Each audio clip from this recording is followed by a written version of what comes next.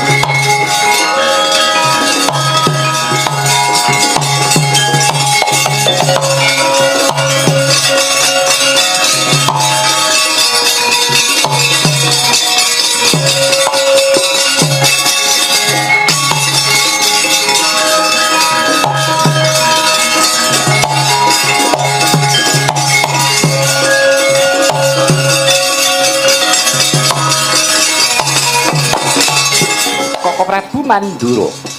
Piye Yayi? Nggih. dinten menika kepareng kula unjuk kuninga ngersa paduka Kanjeng Koko Prabu. Ya. Iya. Cunduk pawan atur kula sekawit. Koko Prabu. Ari paduka menika kepengin sanget inggih menika ameper hardaning kanepson ibaratipun bendung ilining ludira sampun ngantos dumados wonten dadah madyaning kulawarga. Ngono jadi. Nggih Koko Prabu. Piye Werkudara? Wah. Yen aku ki momong kari manut ubah jantraning lalakon, ubah jantraning jagat menungso mung sadherma nglakoni. Ora ana apa Kresna Kakang kuwi wong pinter. Mula dene iki karepe Kresna Kakangku kepriye? Upamane yen aku mbok perintah apa wae aku manut. Yo. Syukur mangayu bagya mula kang saka iku Werkudara piyantunan pun Kakang. Tegese ngrewang-ngrewangana supaya trah Dwarawati Mandura tetepa manunggal. Koko Prabu rinten dalu kula namung nderek mangayu bagya. Mugi kasembadan sampun ngantos wonten dahuru ingkang medal saking kulawarga.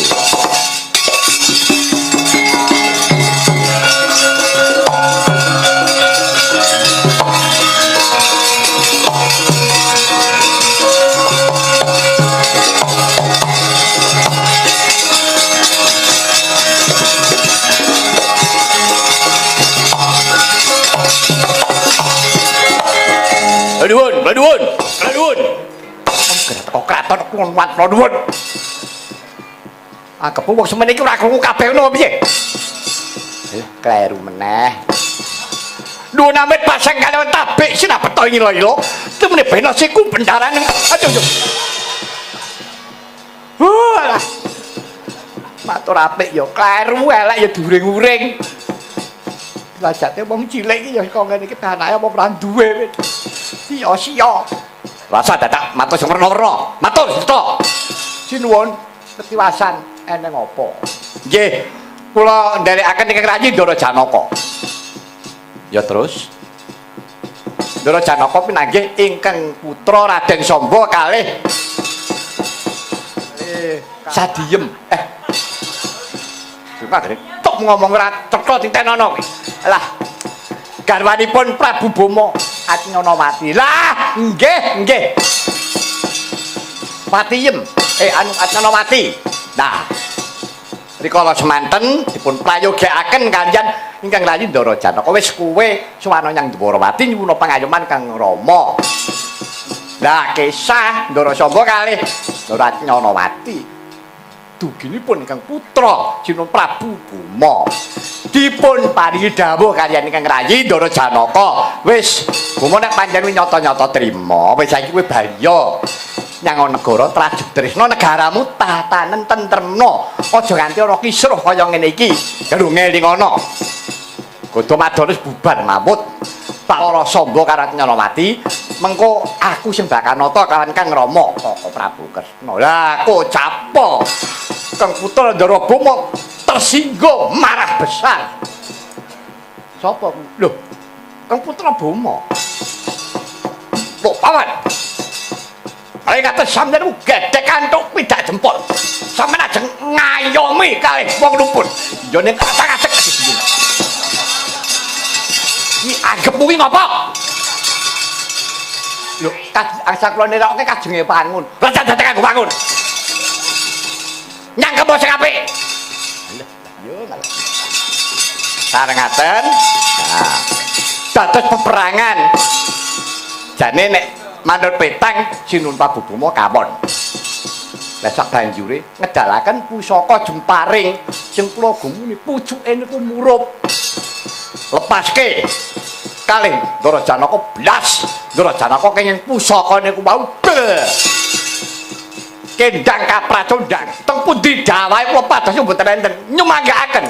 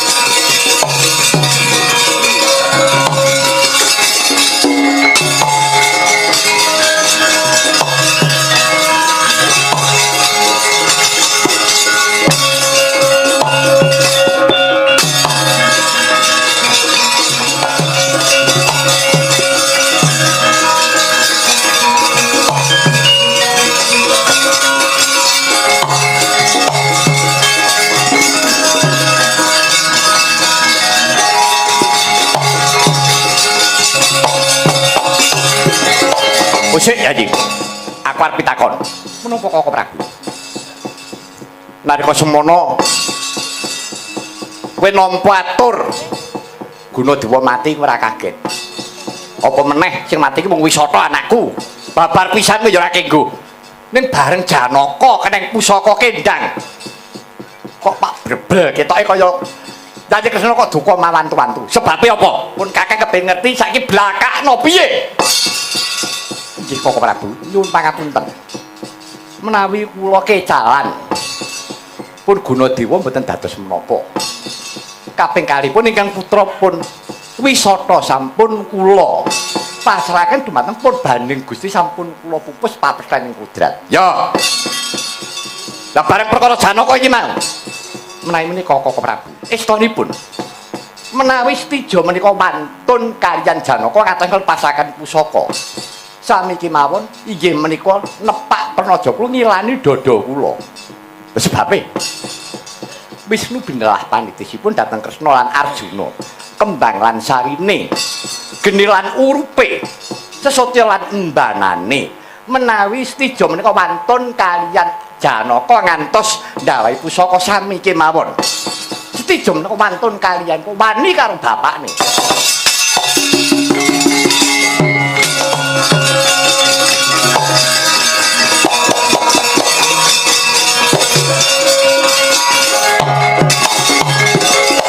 Wah, seneng.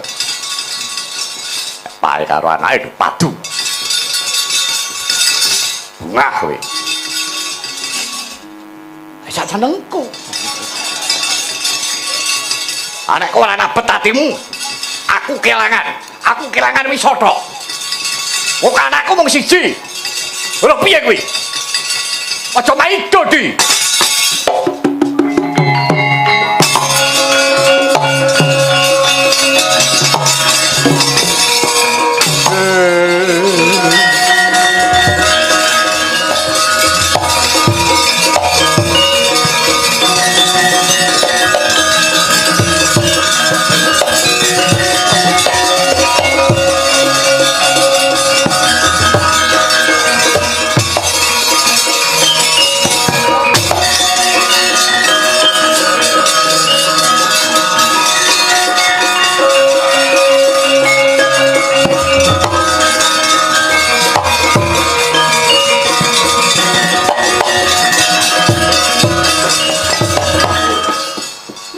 Timbalan iki ngadhawuh Kanjeng Koko Prabu.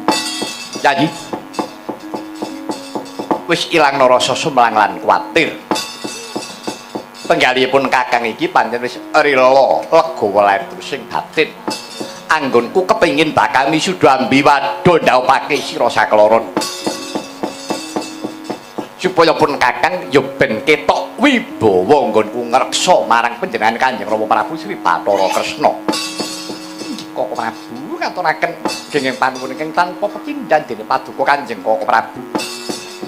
Kersa paring dawuh ingkang kados mekaten. Ajalawati wonten timbalan iki ngadham. Wis kono. Dina iki kowe mlebu menyang jero Datulaya. Mrentahna kawan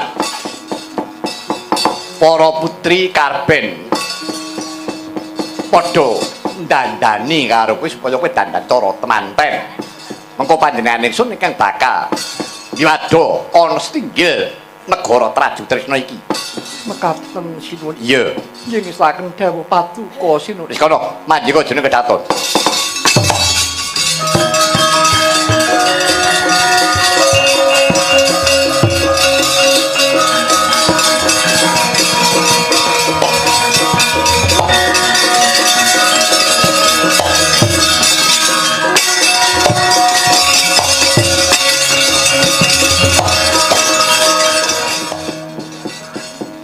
Pancatnyana wonten timbalan iki ngadhawuh sinuwun.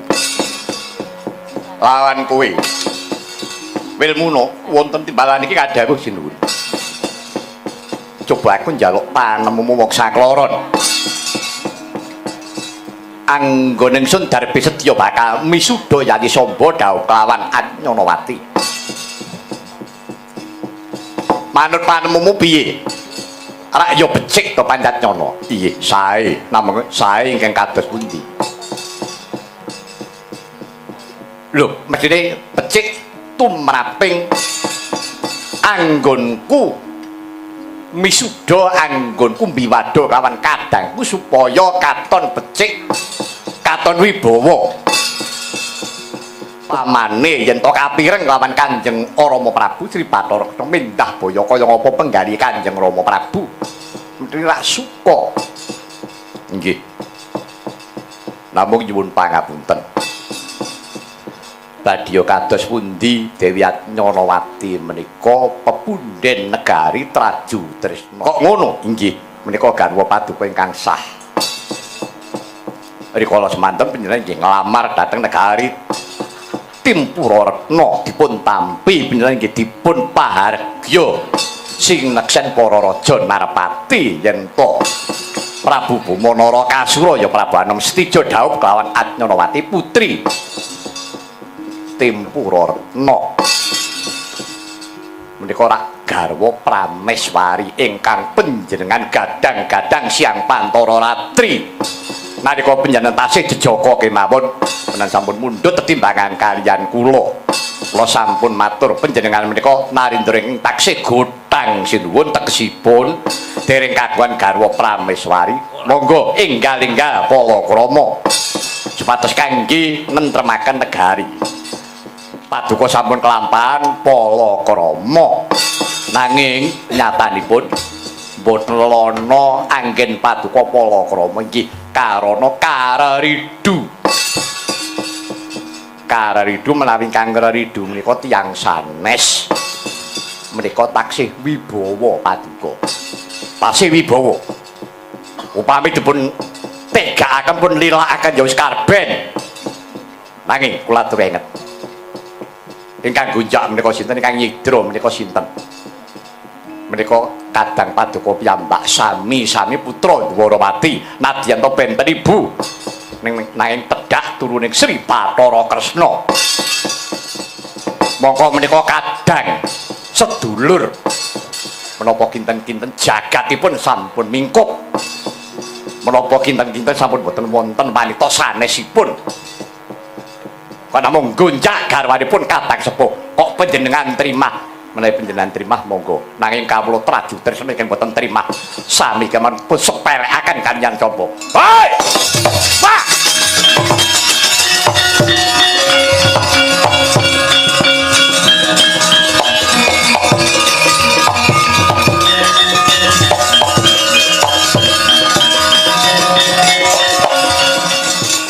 Pancatnyana wonten dawu yen ngono Setija wis ora ana ajine babat pisan badhe aji kados pundi ing atasipun paduka menika Narendra tur paduka nyuwun pangapunten sampeyan niku wong lanang kok mringkus dadane wonten tetembungan sinuwun sedumuk bathuk senyari bumi tohe pati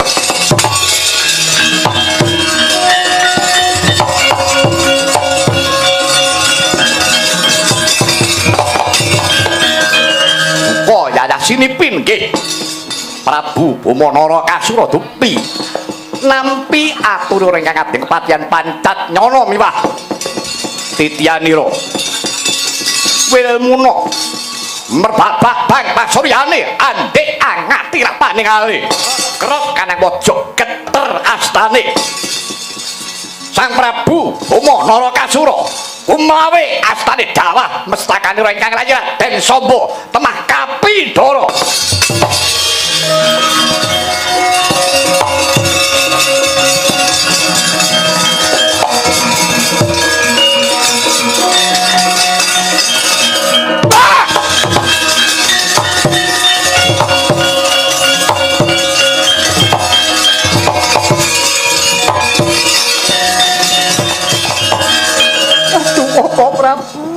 Koko Prabu kene menapa paduka njeng Koko Prabu dideng janji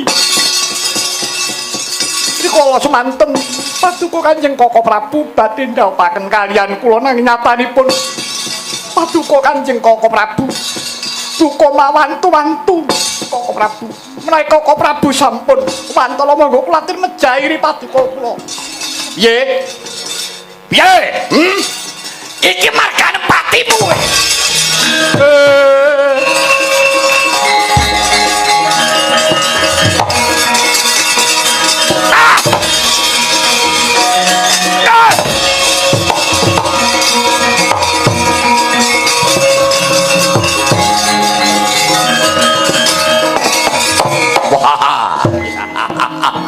Lah ngoten niku perwira. Wong lanang tenan niku ngoten niku. Jaraken anake bidanen bojone. Lakon ana getih lereh-lereh. Jinun, ora mboten priksa. Sambane pancen bagus. Sinten ingkang mboten ngundangaken bagusipun Samba. Ning cacate cerutak. Gragas. Nek karo wong liya mangsa bodho. Karo Mbak Yunipe. Wanuh wani tundak murang susila cala mentah. Samba sing marai bagus tak mergo irunge bangir. Nek irunge bangir niku ingkang kangge ngarasi garwa paduka. Mutiar.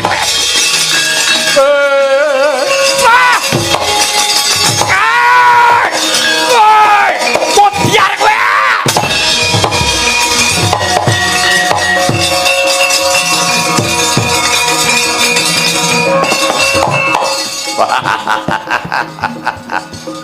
Nah, Samba niku nemu ilang baguse ora payu ora wong wedok sing gelem. Salah bakal suntangan meneh. Menapa malih nek panjenengan menika sampun tega tegel. Nguripi wong kaya ngeten iki padha karo ngingu wisa, ngingu racun. Ngicuk-icuk tunggak kemado, ngingu tunggak rawe. Mboten murung nggih gateli. Nek kula pateni sisan, ora pateni kanggo apa menungso kaya ngene iki. Mutiar kowe. Tutuk kok Prabu. Mutiar kowe.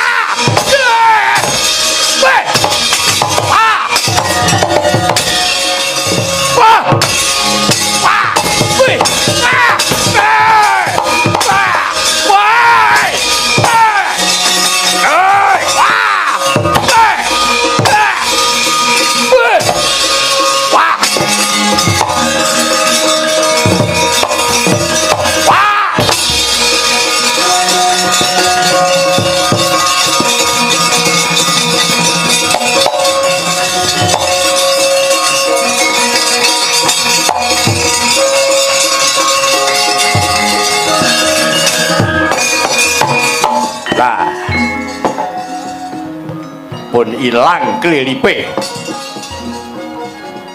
Mpun boten enten ingkang badhe ngraridu malih.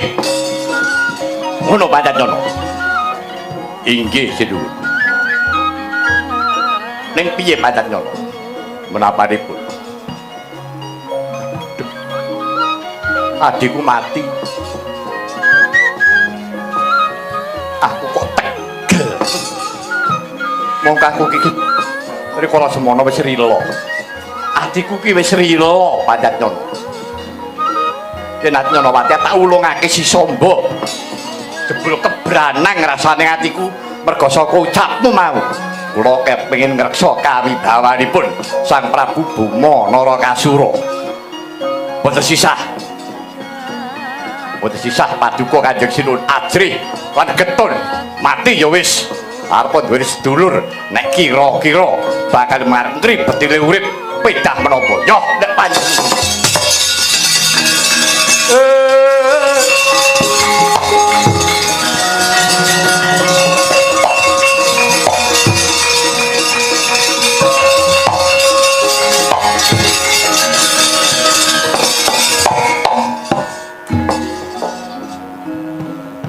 Nyanawati, aja gelo rasane atimu. Dina iki Samba wis mekaning pati. Tak juwing tak jeng-jeng bangkene. Tak uwat-awut. Tak sebar batang isi Samba. ning alun-alun Negara Traju Tresna. Ben diolor-olor gagak pangkene. Syukur mangayu bagya menawi paduka sinuwun. Mboten netepi menapa ingkang dados pangandika paduka ing mangka wonten tetembungan. Narendra kedah lati pakarti nyariji. Nanging nyatanipun paduka mboten netepi dumateng pangandika paduka piyambak. Ning aku slega rasane atiku. Wis ora ana sing ngribeti. Tetepo Anyanawati kowe dadi garwaku. Inggih. Sinuwun kula mboten badhe leladi kaliyan paduka. Kula badhe leladi kali paduka pun samba ngantos dumugi ning delahan.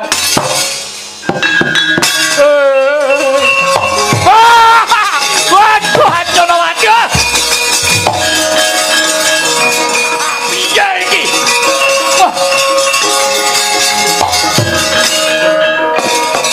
Oh, Anyanawati. Kowe kok ora krasa yen aku iki tresna karo kowe, Anyanawati, Anyanawati.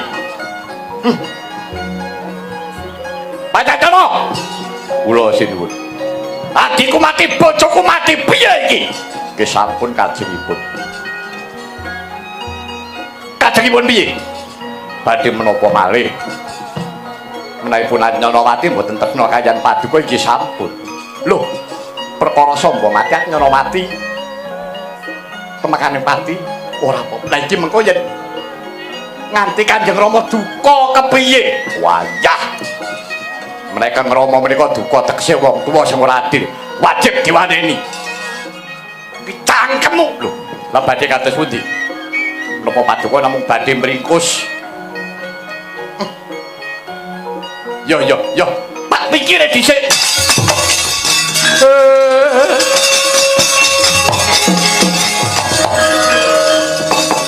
Pancacana wonten dawuh sin.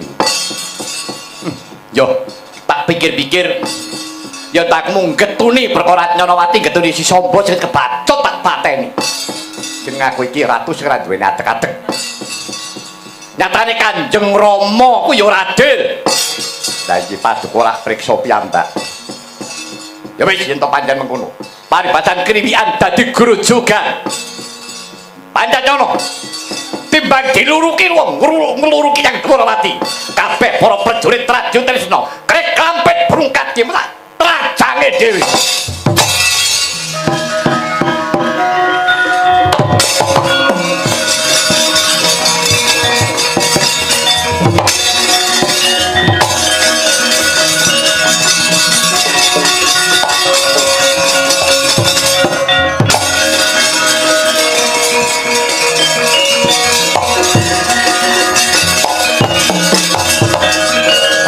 Mrata Jaya Mrata. Wong Dwarawati, Mas padakno. Dina iki ora ana wong tuwa kawanak enenge satru bebuyutan. Yen perlu Pandhawa ngebyuka. Cilik ora gedhe temekane pati. Bumo samating gati sawega ing diri. Ayo, papakno kridaku.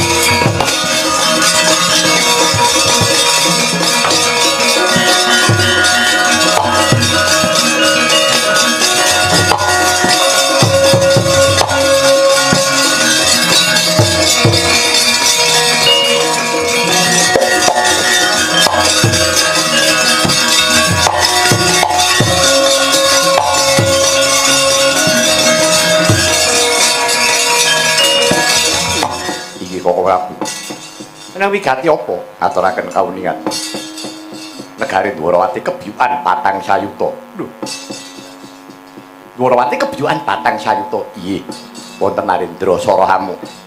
Kok orang guwang layang penantang luwih dhisik. Pangapunten. Mengsaipun Narendra Traju Tresna.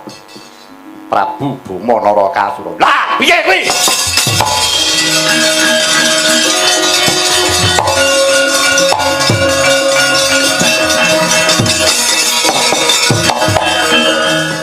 Getang, kowe penemu bentuk ini getih ngono kaki. Aku tak mbuktekke coba kaya ngopo. Nek nglakon kaya ngene iki. Ayo, kabeh Prabu Kresna piye? Nggih, Koko Prabu.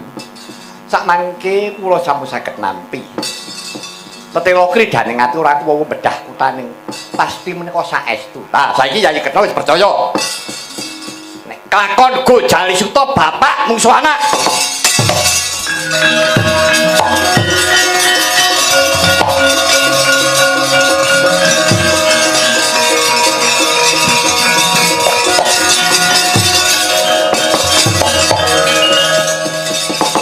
Berkudara. Kresna criteng kakangku piye? Pun kakang mundhut panemu. Setha Ndwarawati karo Traju Tresna bakal dadi perang gegempuran. Wah, ora timbang. Ora timbang piye? Ndwarawati karo Traju Tresna. Ndwarawati kuwi eneng Pandhawa, Traju Tresna kuwi eneng sapa? Ora eneng babar pisan. Tegese ora timbang. Kowe menang ora kondang kalah diwaswirah. Prayogane sak perangan iki kudu ana sing melu Traju Tresna kudu melu karo Bima. Karben timbang peperangan iki. Oh, mengkono. Iya. Banjur katmu, Kakang Prabu Mandura. Kowe kudu melu kawan Setija. Arep pangono Bima. Ora sudi. Apa kok melu karo Bima? Apa kepe? Aku mati sing mateni buta-buta. Berdua Traju Tresna. Piye? Aku bakal ngewahi karo Bima.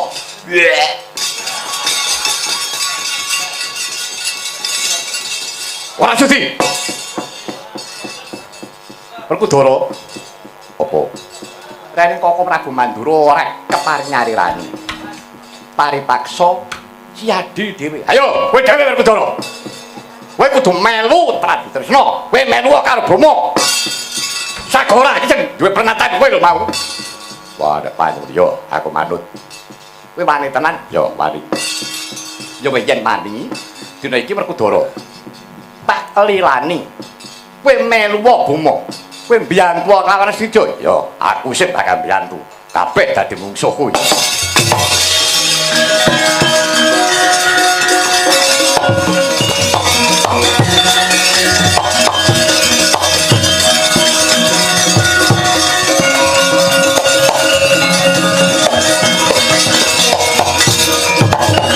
Paman Jodipati. Iya. Sampeyan aja melu piyak awur-awur. Nggih. Nyuwun pangapunten. Nek nuwun Kanjeng Paman wong sinau satriya wis nyalira Brahmana. Wis tau dadi pendhita, tau meguru karo wong pinter. Wokah nek panjenenganipun Kanjeng Paman boten kerta sejatine Setija. Nek nuwun Kanjeng Paman badhe menapa? Wah, cangkemmu menawa dhisik. Iblis. Waton ngucap lu ngerti kekarepane wong gerak. Pakon sing bener becik. Ngerti yo, peperangan iku ora timbang. Kowe mungsuh karo bapak mungsuh negara Ndwarawati, Ndwarawati peneng Pandhawa. Kula boten ajri, itu perkara kowe kendel utawa ora kendel. Manut pranatan wong perang kuwi kudu timbang bobote. Iki mau wis ana karampunane perkara. Sing kudu mbiyantu karo Traju Tresna kuwi aku. Mula kowe aja semar. Cangkem aja cerewet tae wangi. Aku ngewangi karo aduh paman.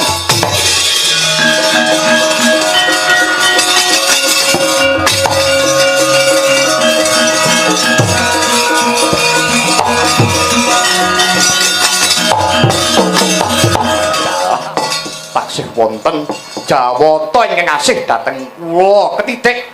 Menawi pendhanipun paman taksih kersa ngayomi dhumateng gesang. Nggih. Matur nuwun paman, matur nuwun. Wis aja melu cawe-cawe aja tumindak sik. Aku dhisik sing maju nyang paparan entek ana wong Ndwarawati nyumbanggaken paman.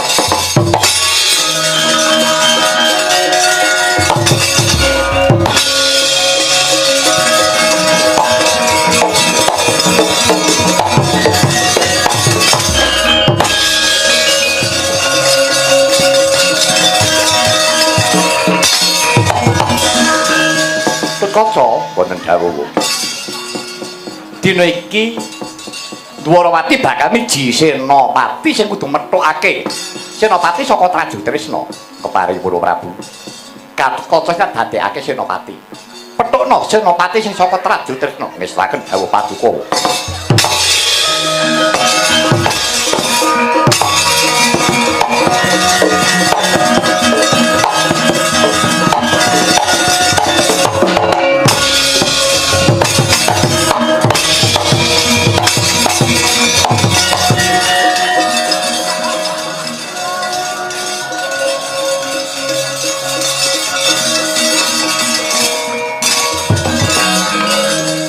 Kathok dawuh Kyai pentelak matamu jancuk arep apa kowe anu dados senopati sing mrintah kowe sapa apa Prabu Dwarawati mripatmu melek ora senopati Traju Tresna aku bapakmu lah lajeng kula kados pundi wani ora karo bapakmu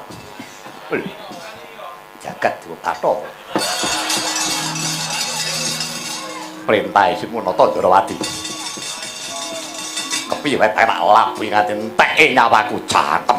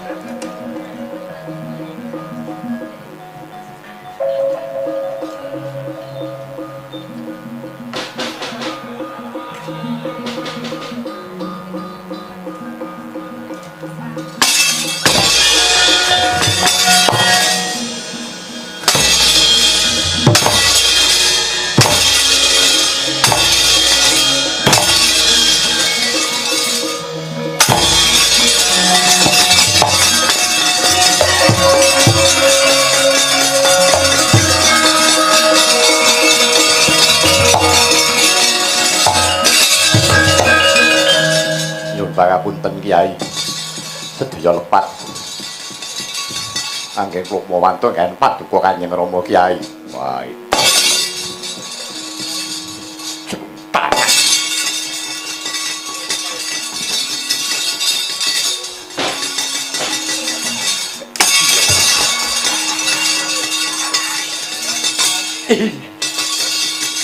Yan sang riyane iki guyon terus sangkemu menengo nyun pangapunten Kyai wah kowe dibuka gawe kaya ngono kuwi sapa sing ngandani nika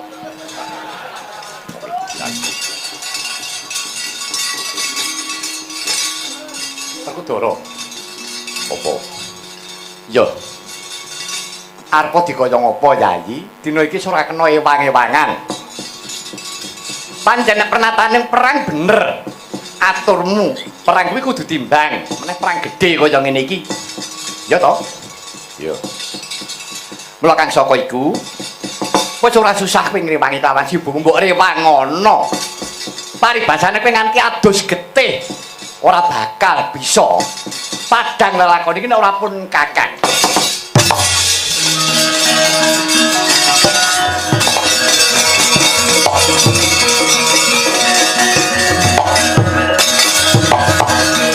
ayo Muksura Mrata Jayamrata imbang-imbang ana aku wong Dwarawati yen perlu kowe ngundhuwa dewa Suralaya ayo tampanana pusaka Traju Tresna Jemparing Yai Wisnawa ilang larimu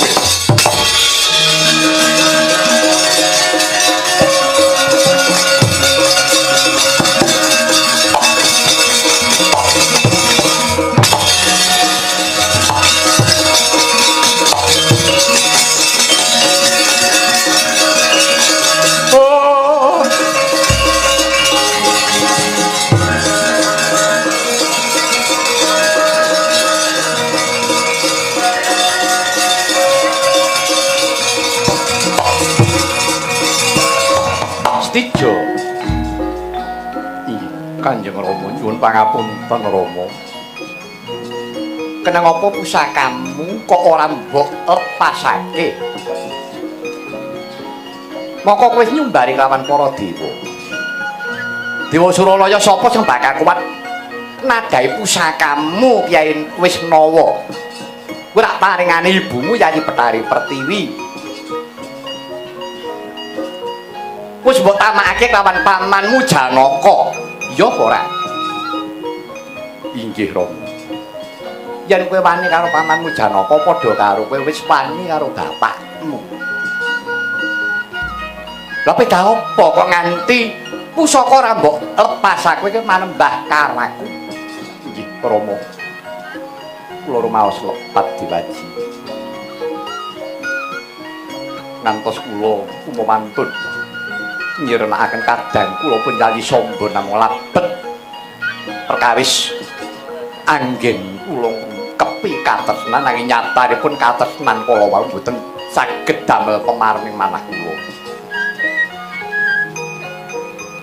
Kula dadi dosa ingkang ageng Rama, menapa malih dumateng paduka Kanjeng Rama. Lepat kula dumateng Kanjeng Paman Madukara. Paman Madukara iki bapak kula, nggih pepunden kula. Mila Rama, mboten wonten paukuman ingkang pantes kundhalaken kaliyan ingkang putra kejawi namung pejah. Rama, kula sampun rila ikhlas legawa manah kula. Kula dumugi ing sirna minangka panebusing dosa kalpatan kula, namung Rama mboten wonten pusaka kayangan ingkang saged nyampurnaken jiwa raga kula kejawi namung pusaka Dwarawati pusakanipun Rama Prabu Sri Bathara Kresna ngengeti bilih kula menika putra paduka inggih atmajanipun Rama Pukulun Sang Hyang Bathara Wisnu. Sampun Rama, dinten menika kula sampun pasrah dhumateng paduka Kanjeng Diwaji Pejah gesang kula. Dosa menapa menawi ngantos kula kelantur-lantur anggen kula wantun kaliyan paduka Kanjeng Rama Prabu. Mila sumangga pejah gesang kula Diwaji. Mengkono stijo inggih Rama. Kowe wis lair batin ucapmu kang mangkono mau. Inggih. Lair batos Rama. Coba tulen gurimu kuwi sapa? Aduh adikku di.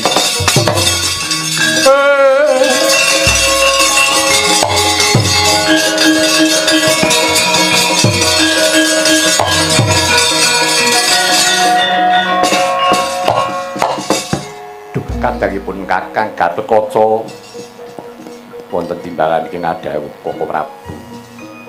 Apuran sekabeh kaluputanipun Kakang Yodi.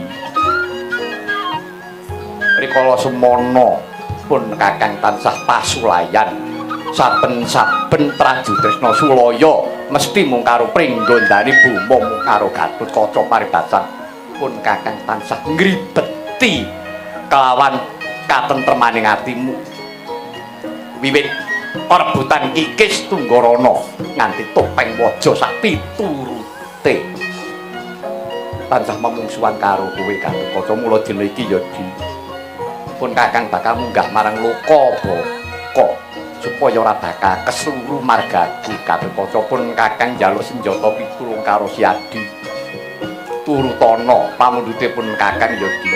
Inggih Koko Prabu, supaya kowe bisa ngapura lawan pun Kakang.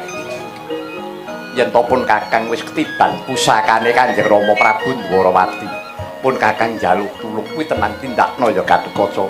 Inggih Koko Prabu. Aku junjungan yo Yayi. Aku junjungan, aku angkaten Gatotkaca. Mbok menawa kuwi dadi srana pungkasane katresnanku karo Si Adi. Tindakna nggih ngesaken dawuh paduka Koko Prabu.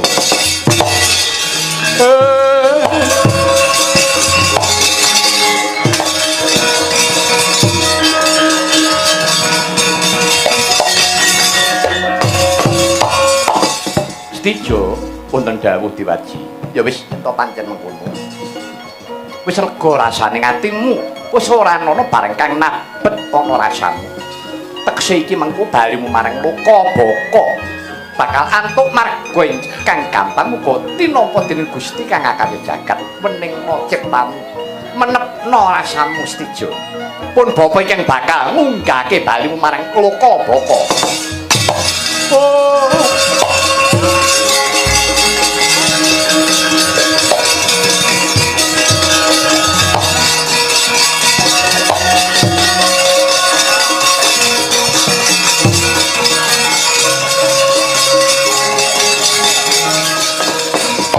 Cigra ngeningaken cipta nenggih Sang Buma Narakasura kawistara entos dakep saluku tunggal suluku nutupi baban hawa sanga ngeningaken Pancandriya Panca limandriya pangangen-angen ambirat hawa nafsu ayu pateng perkara mung sajuga ingkang sinidikara mandeng pucaking grananut marang Hyang Geyonganing kayung ya nangayati ayaning Parutama kaya mati jeneng urip jroning padiliyep ayaping aluyut pindha pecating supena suping rasa jati-jatine setija wis ngiklasake jiwa ragane bari ming loka baka rika semana amargi Sang Hyang Wisnu Bathara wangsul marang Hangganira cinarana ting Dwarawati Prabu Kresna kinantenan mijiling senjata cakra jumlorot kenging jajanira Prabu Buma Narakasura kumencang sumarane kendang kapracondang kunar panestijo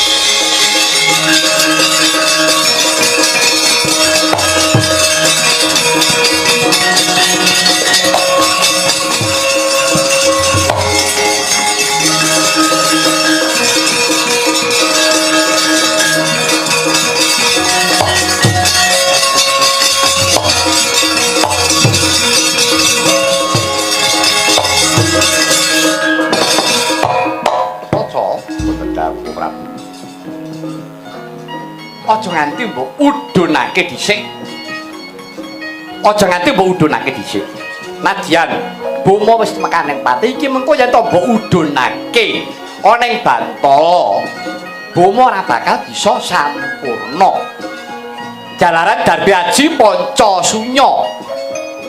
Pancalima Sunya widayat maning jagat limang perkara bumi geni banyu angin kang kamengku dening swasana dadi ento Buma kuwi mau keneng pusaka kok tibana lemah ya bakal bali urip meneh ngaten ya ngentenana kalamursana cahya ingkang mijih saka hanggane kakangmu si Buma lagi dono konarpaning neraka